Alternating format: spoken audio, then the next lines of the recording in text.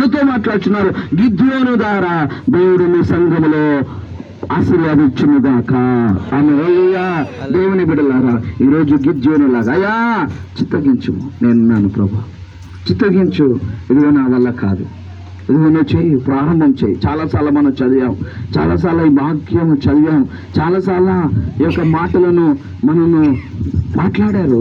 కానీ మరొక దినము, మరొక సమయము ఈ గిద్యోను ద్వారా దేవుడు నీ జీవితంలో ఒక గొప్ప మలుపును చేయబోతున్నారు. ఆమె హల్లెలూయా. గొప్ప మలుపును చేయబోతున్నారు, గొప్ప కార్యము చేయబోతున్నారు. గిద్యోనులాగా దేవుని సన్నిధిలో చేత, దేవుని సన్నిధి చేత దేవుడు మన అందరితో మాట్లాడునుగాక. ఆమె హల్లెలూయా.